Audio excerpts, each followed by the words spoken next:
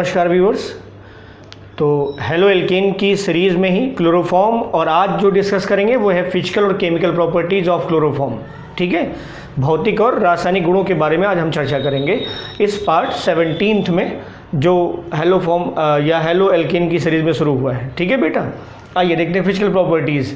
तो जो pure chloroform होता है, शुद्ध क्लोरोफॉर्म, रंगहीन द्रव, ईथर जैसी स्मेल, ईथर जैसी स्मेल, आप थिनर की स्मेल आपने ली होगी कभी ना कभी, थिनर पेंट वाला स्मेल जो होता है, बस लाइक दैट। तो ईथर जैसी गंध होती है और जल से भारी द्रव है। ठीक है, जल से भारी द्रव लेबोरेटरी मेथड में आपको याद होगा, जिसमें जब हम ग्राही पात्र में क्लोरोफॉर्म को आसवन के द्वारा जल संग्रहित और आसवन द्वारा जब प्राप्त करते हैं, तो जो पानी और क्लोरोफॉर्म का द्रव जब नीचे गिरता है तो पानी हल्का होता है और क्लोरोफॉर्म भारी होता है, और पानी और क्लोरोफॉर्म ये दोनों इममिसिबल हैं, मतलब अविलेय हैं, मिलते नहीं हैं। तो पानी अपने आप ऊपर रहता है, क्लोरोफॉर्म नीचे रहता है। ठीक है, तो वही है, जल से भारी द्रव होता है। क्वथनांक देखोगे तो 61.2 डिग्री सेल्सियस, वाष्पशीलता बहुत ज़्यादा होती है। इसका आपेक्षिक घनत्व विद रेस्पेक्ट टू वाटर 1.525 ग्राम पर ml होता है। वाटर का 1 ग्राम पर ml होता है, वाटर का 1 ग्राम पर ml होता है, और ये 1.525 लगभग 1.5 गुना भारी है ना, दिख रहा होगा। उसका 1 ग्राम, वाटर का होता है बेटा 1 ग्राम पर ml, डेंसिटी हम बता रहे हैं, और इसकी होती है 1.525 ग्राम पर ml। ठीक है, जल में अविलेय होता है, परंतु कार्बनिक विलायक जैसे एल्कोहल, ईथर, इन सब में घुल जाएगा। अज्वलनशील, मतलब अगर आप क्लोरोफॉर्म को ऐसे जलाओ लिक्विड में, जैसे पेट्रोल ले लिया, जलाओ जल जाएगा। एल्कोहल ले लो, जलाओ जल जाएगा। जो थिनर होता है वो भी जलाओ जल जाएगा, लेकिन क्लोरोफॉर्म लिक्विड फॉर्म में है, अगर उसको आप जलाओगे जलेगा नहीं। तब उसकी वाष्प है, जो वेपर निकल रही है, अगर उसको जलाया जाए तो वो जल जाता है।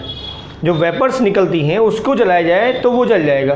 तो क्लोरोफॉर्म स्वयं तो अज्वलनशील होता है, नॉन फ्लेमेबल होता है, लेकिन अगर उसकी वाष्प को जलाया जाए तो वो काले रंग का धुआं तो निकलता ही है, साथ में जो फ्लेम निकलती है, उस फ्लेम की जो बाउंड्री होगी, ये जो बाउंड्री होगी, ये हरी पीली होती है। तो हरी पीली किनारी ज्वाला के साथ ही जलता है, मतलब ये जो बाउंड्री होगी वो आपके हरी किनारी ज्वाला दिखाई पड़ेगी, हरी पीली या हरी किनारी ज्वाला दिखाई पड़ेगी, और धुआं तो निकलेगा ही निकलेगा। ठीक है, तो ये है। अगला, इसकी वाष्प अगर सूंघ ही जाए तो एनेस्थेटिस हो जाता है पर्सन, या निश्चेतता उत्पन्न करती है, या बेहोशी उत्पन्न करती है। क्लियर। अब केमिकल प्रॉपर्टीज़ में देखो, सबसे पहले हम देख रहे हैं ऑक्सीडेशन। क्लोरोफॉर्म सूर्य के प्रकाश की उपस्थिति में आसानी से ऑक्सीकृत होकर के फॉस्जीन गैस बनाता है। क्लोरोफॉर्म सूर्य के प्रकाश की उपस्थिति में आसानी से ऑक्सीकृत होकर क्या बनाता है बेटा? Phosgene gas, COCl2। This is carbonyl chloride, this structure will be ये Cl, this is carbonyl chloride. ठीक है, बहुत ही ज़्यादा जहरीली है।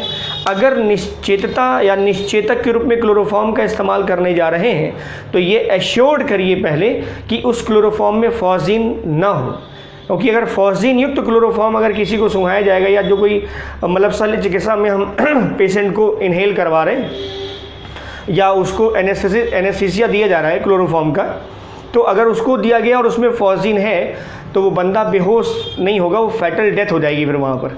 इसलिए ये क्लोरोफॉर्म की ये सबसे बड़ा ड्रॉबैक है। और आजकल अगर हम देखें तो इसी ड्रॉबैक के कारण क्लोरोफॉर्म का इस्तेमाल एज अ एनेस्थीसिया के रूप में नहीं किया जाता। दूसरे हैं जैसे हेलोथेन है, ईथर है, नाइट्रस ऑक्साइड है, इन सब का इस्तेमाल हम शल्य चिकित्सा में ऑपरेशन के दौरान पेशेंट को बेहोश करने में करते हैं। ठीक है, वैसे ज़्यादातर अब पूरी बॉडी एनेस्थेसाइज करने से ज़्यादा बेहतर है कि उस लोकल एनेस्थीसिया का इस्तेमाल करते हैं, मतलब जिस बॉडी में बॉडी पार्ट में ऑपरेशन करना हो, केवल उस हिस्से को शून्य किया जाता है और पूरी बॉडी को बेहोश या निश्चेत नहीं किया जाता। ये सबसे सेफ साइड होता है इस तरीके से।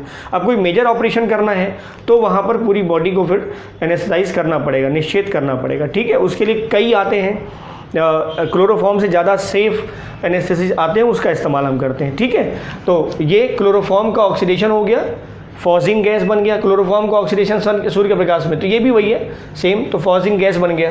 अपचयन करा रहे हैं, अपचयन मतलब हाइड्रोजन से क्रिया। क्लोरोफॉर्म के पास तीन क्लोरीन है ना, एक हाइड्रोजन 3 क्लोरीन।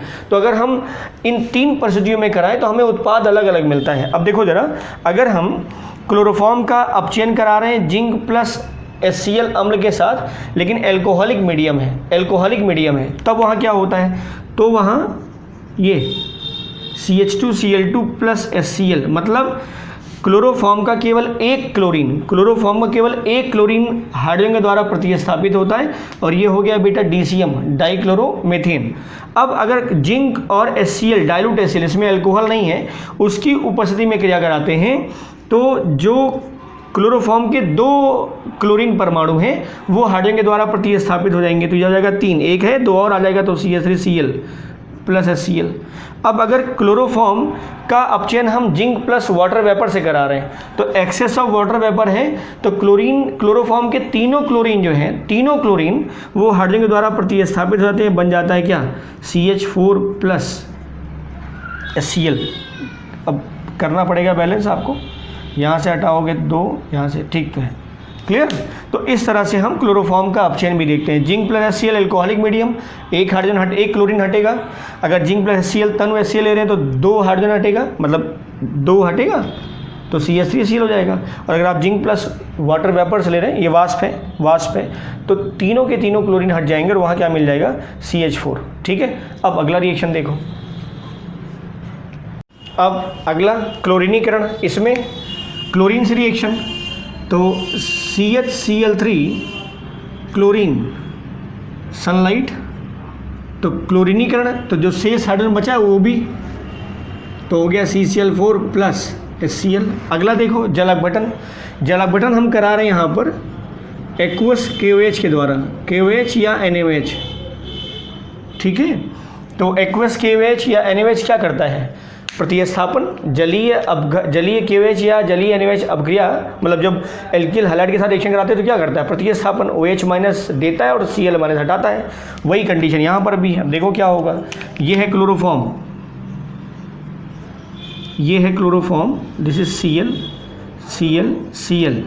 अगर इसका एक्वस KOH के साथ अगर रिएक्शन कराया जाए तो ये K प्लस OH माइनस यहाँ हटेगा, ये बनेगा OH और ये भी OH। आप जानते हैं कि एक कार्बन पर 2 OH तो स्थायी नहीं होता, एक कार्बन पर 2 OH स्थायी नहीं होता, यहाँ तो 3 OH है, जो अस्थायी होगा, ठीक है। वो क्लोरल हाइड्रेट का एग्जाम्पल बताया था हमने, जिसमें 2 OH रह सकता है, क्लोरल हाइड्रेट, ठीक है। फिलहाल ये देखो, तो ये अस्थायी अवस्था है। अब क्या होगा, यहाँ से देखो, यहाँ से ये एलिमिनेट हुआ OH माइनस, जब OH माइनस एलिमिनेट हुआ तो कार्बन पे क्या आया, प्लस, ये अल्फा ऑक्सीजन, ये भी अल्फा ऑक्सीजन, अल्फा हाइड्रोजन, इनका सिग्मा अल्फा सिग्मा, तो ये बॉन्ड यहाँ ट्रांसफर होगा और यहाँ से क्या निकलेगा, H प्लस, तो क्या निकला, H2O निकला, H प्लस OH माइनस, तो बना क्या, देखो ये हुआ बेटा C double bond OH plus H2O, ठीक। लेकिन जनरली जो कार्बोक्सिलिक अम्ल अगर क्षार की उपस्थिति में रखा है या बन रहा है तो आपको कार्बोक्सिलिक एसिड नहीं मिलने वाला, ये ध्यान रखिए हमेशा। कई रिएक्शन मिलेंगे आपको जहाँ कार्बोक्सिलिक एसिड उत्पाद के रूप में आना चाहिए था, लेकिन रिएक्शन का जो मीडियम है या रिएक्शन का जो रिएक्टेंट है वो क्षार है, तो आपको कार्बोक्सिलिक एसिड का लवण मिलता है। ज़्यादातर सोडियम और पोटेशियम लवण जो होते हैं वो सफ़ेद क्रिस्टलीय ठोस होते हैं, तो यहाँ पर भी वही मिला। तो KOH इस H प्लस के साथ रिएक्शन करके क्या बनाएगा, HCOO और प्लस H2O, तो ये है क्या, दिस इज पोटेशियम फॉर्मेट या फॉर्मिक एसिड का पोटेशियम सॉल्ट। अगर आपने Na लिया होता तो सोडियम बन जाता। तो यूज़ कितना हुआ, 3 यहाँ पर यूज़ हुआ है, 3 KCl, ठीक, 3 KCl निकल गया, ठीक बेटा। और चौथा यहाँ, तो अगर हम रिएक्शन को ऐसे लिखना चाहें CHCl3 प्लस 4 टाइम KOH, तो हमें उत्पाद क्या क्या मिलने वाला है, पोटेशियम फॉर्मेट मिलने वाला है, 3 KCl मिलने वाला है ना, पोटेशियम फॉर्मेट 3 KCl और साथ में वाटर, कितनी बार, 2 बार, एक बार यहाँ एक बार यहाँ, क्लियर। तो ये है जल अपघटन। क्लोरोफॉर्म का एक्वस KOH या एक्वस NaOH के द्वारा जो जल अपघटन हम कराएंगे तो हमें उत्पाद क्या मिलेगा, पोटेशियम फॉर्मेट। अगला देखो नाइट्रीकरण। नाइट्रीकरण मतलब हम कंसनट्रेट नाइट्रिक एसिड ले रहे हैं HNO3, तो हम ऐसे लिख रहे हैं बेटा, ठीक है। अब देखो ये क्लोरोफॉर्म है तो उसको हमने ऐसे लिख दिया CCl3H, वही लिखा है CHCl3, और ये नाइट्रिक एसिड को हमने ऐसे लिख दिया, नाइट्रिक एसिड मतलब HNO3 होता है ना, तो वही लिखा है ये। अब यहाँ से क्या निकल जाएगा, निकला वाटर, बना क्या, ये हो गया CCl3NO2, this is CCl3NO2 along with water. ये है क्या, दिस इज नाइट्रोक्लोरोफॉर्म, ये क्लोरोफॉर्म था, ये नाइट्रोक्लोरोफॉर्म, नाइट्रोक्लोरोफॉर्म। इसका दूसरा नाम भी है बेटा क्लोरोपिक्रिन कहते हैं इसको। क्या कहते हैं, क्लोरोपिक्रिन। ये एक प्रकार का इंसेक्टिसाइड है, ठीक है, कीटनाशक औषधि है, कीटनाशक दवा है ये, और इसका उपयोग रासायनिक हथियार के रूप में भी करते हैं। जो आंसू गैस होती है, टीयर गैस, उसमें भी ये मिलाया जाता है, क्योंकि ये आँखों में बहुत ज़्यादा जलन पैदा करती है। तो अगर कोई मॉब हो, पब्लिक भीड़ हो वहीं पर, और या कुछ और भी ऐसे मतलब जो सिक्योरिटी फोर्सेस उसको फेस करना हो, तो वहाँ क्लोरोपिक्रिन से बने हुए टीयर गैस का इस्तेमाल कर सकते हैं, ठीक है। हाँ, नुकसानदेह ज़्यादा होता है, आँखों को बहुत ज़्यादा नुकसान करता है ये, तो कीटनाशक के रूप में भी इस्तेमाल करते हैं, और साथ में रासायनिक हथियार या केमिकल वेपन्स के रूप में भी इसका इस्तेमाल होता है। अगला देखो, सिल्वर चूर्ण से क्रिया। तो एक सीधा सीधा स्टेटमेंट याद रखो इसके लिए, बहुत इंपॉर्टेंट है, एसिटिलीन गैस बनेगी। बहुत बार पूछा गया है, बहुत बार पूछा गया, और ऐसे कि क्या होता है जब क्लोरोफॉर्म की वाष्प को सिल्वर चूर्ण पर प्रोवाइड करते हैं, क्या होता है जब क्लोरोफॉर्म की वाष्प को सिल्वर चूर्ण पे प्रोवाइड करते हैं, तो सीधे याद रखिए क्या बनता है, एसिटिलीन गैस। देखो कैसे होगा, ये है Cl3 और ये ऐसे लिखते हैं बेटा, देखो CHCl3 है प्लस Ag ले लो, ठीक। फिर अगला कंपाउंड यहाँ लिखो Cl3CH, वही लिखा है CHCl3, ठीक है, बस केवल लिखने का पैटर्न चेंज किया, और यहाँ लगा दो क्या, 6 सिल्वर। अब देखो जरा, 6 सिल्वर परमाणु इस क्लोरोफॉर्म के 2 अणुओं के साथ, ये देखो निकला कितनी बार, 6 टाइम्स AgCl बना है, और ये CH और ये CH आपस में ट्रिपल बॉन्ड से अटैच हो गए, 3 क्लोरीन एक साथ निकला है, सिल्वर क्लोराइड सफ़ेद अवक्षेप, ये क्या था, this is acetylene gas. Clear. तो क्लोरोफॉर्म की सिल्वर चूर्ण से क्रिया कराने पर एसिटिलीन गैस प्राप्त होती है। अब इसके 1-2 रिएक्शन और देख लो। एसीटोन से रिएक्शन, तो इसका याद रखो सीधा कि क्लोरोफॉर्म अगर एसीटोन से KOH की उपस्थिति में संघनन कराते तब ऐसा होता है। तो एसीटोन की क्लोरोफॉर्म से रिएक्शन होने पर क्लोरीटोन बनता है। क्या बनता है बेटा, क्लोरीटोन, एसीटोन क्लोरीटोन, एसीटोन क्लोरीटोन। तो क्लोरोफॉर्म की एसीटोन से रिएक्शन में क्या बनेगा, क्लोरीटोन बनेगा, ठीक है। ये हिप्नोटिक होता है, निद्राकारी दवा होती है, बेहोश या किसी को हिप्नोटाइज करना हो तो उसके लिए क्लोरीटोन का भी इस्तेमाल करते हैं, ठीक है। क्या होता है ये हिप्नोटिक लिक्विड होता है, ध्यान रखेंगे, हिप्नोटिक ड्रग कह सकते हैं, हिप्नोटिक ड्रग, ठीक है, निद्राकारी। अब देखो बनता कैसे है ये है ये एसीटोन बेटा, CH3COCH3, और ये क्लोरोफॉर्म। हम दोनों तरीके से बता देते हैं आपको। अब देखो जरा, ये डायरेक्ट रिएक्शन दिखा रहे हैं भैया, ये CHCl3, ये एसीटोन, क्लियर। अब इसमें प्लस माइनस का शिफ्टिंग देखो, pi bond, polar bond oxygen तरफ शिफ्ट होगा, यहाँ माइनस यहाँ प्लस, ये प्लस ये माइनस, यहाँ माइनस यहाँ प्लस बेटा, ये प्लस वाला पोर्शन इस माइनस पर, ये माइनस वाला पोर्शन इस प्लस पर आएगा, तो ये है शिफ्टिंग। अब देखो बना क्या, ये है CH3C, ये हो गया OH, ये हो गया CCl3, और ये हो गया CH3, ठीक। दिस इज क्लोरीटोन, यही है क्लोरीटोन, ठीक है, दिस इज क्लोरीटोन, क्लियर। अब इसकी स्टेप मैकेनिज्म अगर देखना चाहो तो देखो कैसे कराते हैं। होता ये है, ये जो KOH है ना, ये KOH, अब देखो क्या होता है यहाँ पर, ये OH माइनस प्रोड्यूस करेगा, OH माइनस प्रोड्यूस करेगा, तो KOH जो है ये जब डिसोशिएट करेगा तो K प्लस OH माइनस के साथ, ये जो क्लोरोफॉर्म था आपका ये भी टूटेगा, तो ये टूटेगा H प्लस CCl3 माइनस में, H प्लस CCl3 माइनस, ये माइनस कार्बन पर है, ये OH माइनस, ये H प्लस, पानी बन के अलग हो गया, ये क्या है CCl3 माइनस, CCl3 माइनस, ये ध्यान रखना, इन दोनों के साथ ये जो H प्लस था ये OH माइनस बन करके क्या हो गया, मतलब OH माइनस साथ पानी बन गया। अभी जो CCl3 माइनस है यही इस पर अटैक करता है, इस कार्बोनिल सेंटर पे यही अटैक करता है। देखो कैसे, ये है ये है acetone, this is CH3, COCH3, bond की शिफ्टिंग हुई है CCl3, ठीक, ये बॉन्ड यहाँ शिफ्ट किया, माइनस प्लस दैट पोर्शन यहाँ आया, क्या बना, ये देखो CH3 O नेगेटिव CH3 और ये क्या है CCl3, ठीक। रिएक्शन में पानी बना था, उसी पानी के साथ तो इसका H प्लस यहाँ अटैक कर जाएगा, देखो CH3 OH CCl3 और ये CH3, तो this is the reaction mechanism आप कह सकते हैं इस क्लोरीटोन के बनने की।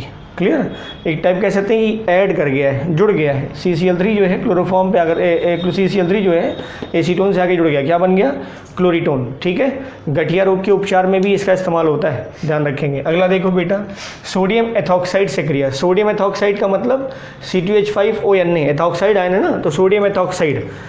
अब ये क्लोरोफॉर्म HCCl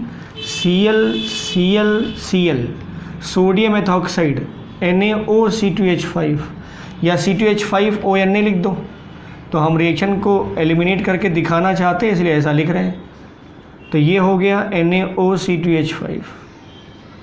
क्लियर, बना क्या, ये OC2H5, दिस इज OC2H5 और ये OC2H5 plus 3 times NaCl, 3 times NaCl, this is sodium ethoxide और ये क्या बना बेटा NaCl, ये भी NaCl और ये भी क्या है NaCl। क्लियर, ये है, वैसे देखो तो ईथर टाइप का, लेकिन थोड़ा सा कॉम्प्लेक्स, मतलब एक जटिल टाइप का यौगिक है ना। तो अगर एक ही कार्बन का रूट बनेगा यहाँ पर, एक ही कार्बन का, तो 111 ट्राई एथॉक्सी मेथेन, ऐसे लिख सकते हैं ना, 111 ट्राई